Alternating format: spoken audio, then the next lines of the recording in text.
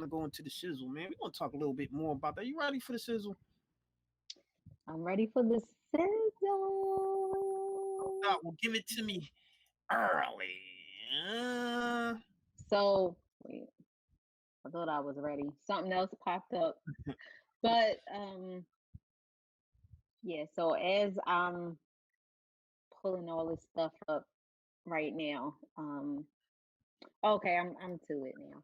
So after public outcry and Twitter's call for Jimmy Fallon's cancellation, he is apologizing for wearing blackface in a previous episode of Saturday Night Live. A video resurfaced of a sketch of Jimmy Fallon impersonating Chris Rock in a scene where he's with Daryl Hammond, who is impersonating Regis Philbin. In the scene, Jimmy is wearing a black turtleneck, black leather jacket, a wig, and dark makeup to make him appear black in complexion. After hashtag Jimmy Fallon is over party started trending on Twitter, Jimmy Fallon tweeted, in 2000, while on SNL, I made a terrible decision to do an impersonation of Chris Rock while in blackface. There is no excuse for this. I am very sorry for making this unquestionable, offensive decision and thank all of you for holding me accountable. Well, Jamie Foxx and Marlon Wayans have come to the defense of Jimmy Fallon. Jamie Foxx said he was doing an impression of Chris Rock. It wasn't blackface. We comedians, I know it's a tough time right now, but this one is a stretch.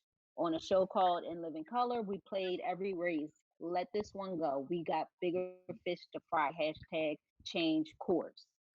And Hold up, Marlon Wayans. real quick. I'm gonna let you finish Mhm. that, but you did no.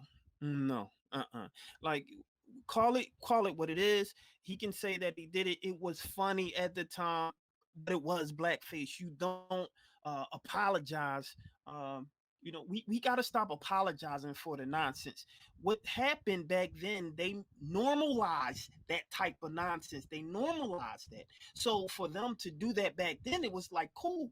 No, that was blackface. Just like they normalized acting Chinese, right? They normalized doing certain things that was bigot, that was And bigoted. offensive. It was offensive, and it was racism. So no, you don't give it a pass. What you do say is that you acknowledge the apology that they gave, but you don't give a pass for the nonsense that happened. That's a negative. Sorry, and Jamie Foxx, my man, but no, that's definitely that's a negative. Sorry about Hmm. that, Sizzle. Or giving a pass because you're now cool with this person, and it's okay for Exactly. the one that you're cool with to do it, and not the ones that you're not cool with. Because Right. let's keep in mind, uh, um, Kelly, I can't think of her name. Megan, what's her name? Is it? Oh, Megan, the one that was fired for the blackface comment. Megan Kelly. Kelly. Megan Okay. Kelly. Right. Megan Kelly, yeah, she lost her job for her comments. Right. But Marlon Wayans said this hashtag Jimmy Fallon is over party is dumb as hell. Jimmy Fallon is truly one of the nicest guys I've known in our industry. Y'all stop digging up old S. Go find a new tree to pee on. This one is clean. But Chris Rock, that's what Marlon So, Wayans said in response to that. And Chris Rock has not yet responded. so when I'm they're, sure. I'm sure. and I think Go ahead. it's a it's one of those sticky situations. As comedians, they poke fun at a lot of different people. Marlon Wayans and Sean Wayans did a whole movie, White Chicks.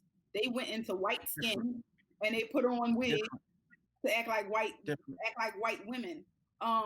So what if It's different. so basically what it feels like to me, for everybody who has a problem with it, it feels like this. It feels like it's almost like using the N word. Black people can use it, Hmm. white people can't. So black people Right. can put on white face, but white people can't put on black face. That's what it feels like. Hmm. Okay. No, that's what it is, and that's what they can't. And you won't have a lot of I guess black people putting on whiteface. You won't have a lot of that. Nor did it come out. This is all systemic racism. You can't normalize a behavior that came from a racially oppressive situation. We never was in a position to oppress white people in a way that we can act like them as a parody and get paid from it, right? And so when you're talking about white chicks, that's a little different. We're not in a position to have a so-called systemic power over them. We're not in that position. Them doing that was how can I put it? It was a jab out of what they did to us. So that's where it started from. And so I'm not saying that get a pass. I thought it was pretty interesting take on comedy when it comes to the Wayans, but none of them get a pass for wearing black. You never get a pass for blackface. It's that type of thinking that people do and normalize it for people to say, "Oh, it's not all right. It's okay. It's not that bad." That's a negative. That's a negative. I will never be okay with it, nor will I be okay for whatever we do to try to um, make a situation better for us so we can internalize it and won't feel so offended by utilizing the N word, so to speak, and saying, okay, well, we use it so they can use it. Well, the position with that is you never had a black person call you the N word and then hang you.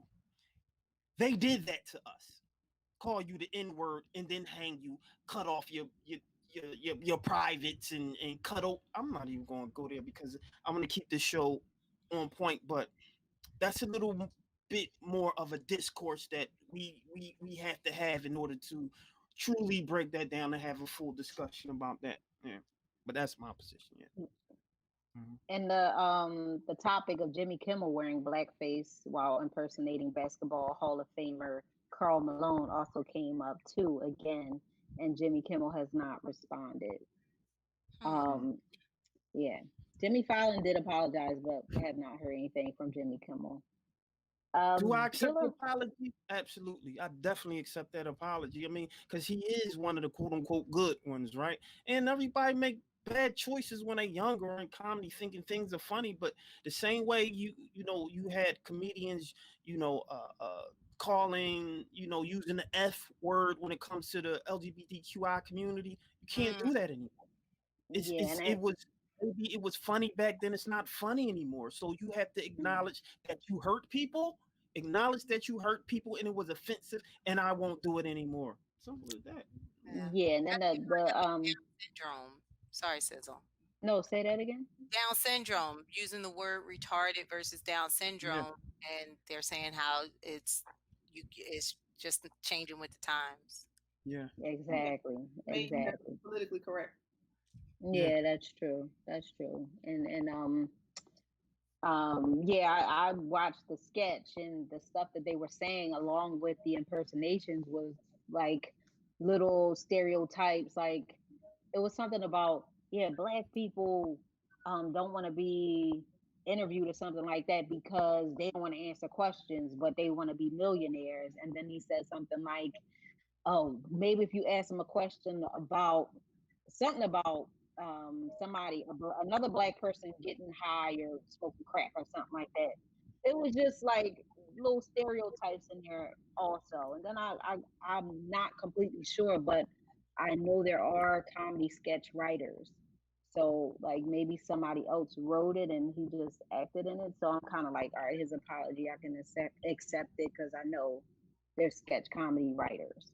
So maybe somebody just wrote it, but still, like you have the option to be like, well, I don't want to play that role. Let somebody else play it. Mm, Um, yeah. Mhm. So, Killer Mike is calling blacks to embrace their Second Amendment rights to bear arms. In an op-ed article written by Killer Mike, whose real name is Michael Render, he lays out reasoning for his encouragement. Although he calls for blacks to arm themselves, and he has called for blacks to arm themselves in the past, this time it falls on the heels of Donald Trump's dangerous tweet when the looting starts, the shooting starts. So mm, Killer Mike said, I put this statement out there because the police cannot always get to you on time and the world is not a just place. I also released these remarks because we cannot assume that everyone who wears a police uniform is just and fair. My message to black people came across the country. My message to black people across the country is the same today as it was a year ago. The only person that you can count on to protect yourself and your family is you. God gave you the right to use whatever tools are available to defend your rights. Nothing, including gun ownership, should be discarded. I encourage gun ownership to my wife, my son, and daughters, your sons and daughters, and all Black people. And Killer Mike said to look at Black organizations and individuals such as the National African American Gun Association, which offers firearms training, self defense training, and other services. Also, I think the young lady's name is Marshall Tig Davis. She's a Black woman who owns My Sister's Keeper Defense and teaches women how to shoot, and attorney Colin Noir, who is a gun rights advocate with online resources ranging from reviews of firearms, commentary on gun laws, and educational content. And Killer Mike, I know we were kind of talking about this offline, but Killer Mike also delivered a tear-jerking speech about stopping the rioting while protesting. So we know everyone is hurting at this point, but the most important thing is to remain peaceful while protesting. And there are ways to bring about change and violence, and rioting is not the way. We can do things like boycotting, and it's a whole bunch of other things that we can do. But the most important thing now with the climate and everything that's going on is for Black people to exercise their Second Amendment rights as our non-minority counterparts are doing. Wow. And can I speak to that real quick? I know we're pressed for time. How can we get and especially our Black brothers, how can they get the permits and the registration for these guns when they already set up a system that allows them not to be eligible? So even if they wanted to express their amendment rights, they can't. They're telling them, oh, you got a felony charge from years ago when marijuana was not considered where it is now, but it's still showing. It didn't get right. So, go ahead. You know what? I want you to hold that thought. I want you to kind of put that in the parking lot right now, because I think this show will be able to talk a little bit about kind of like some political stuff, and I want you to have the opportunity to bring that question up again and see how we can address that. So don't forget that question. Go ahead, Sizzle. Yeah. So yeah, we can, I guess, kind of put that in a parking lot, like he said. But the Celebrity Sizzle Award of the Week goes to Colin Kaepernick. Colin Kaepernick has volunteered to provide financial assistance to Minneapolis protesters who need legal representation. In a tweet, Kaepernick stated, "In fighting for liberation, there's always retaliation. We must protect our freedom fighters. We started a legal defense initiative to give legal representation to freedom fighters in Minneapolis, paid for by Your Rights Camp." So for representation or to donate, go to knowyourrightscamp.com. Former 49ers quarterback Kaepernick, who began his kneeling protest back in 2016, he pinned this tweet to the top of his Twitter profile page, which says, "When civility leads to death, revolting is the only logical reaction. The cries for peace will rain down, and when they do, they will land on deaf ears because your violence has brought this resistance. We have the right to fight back. Rest in power, George Floyd." I'm your girl, Lauren Sizzle, and that was the Sizzle.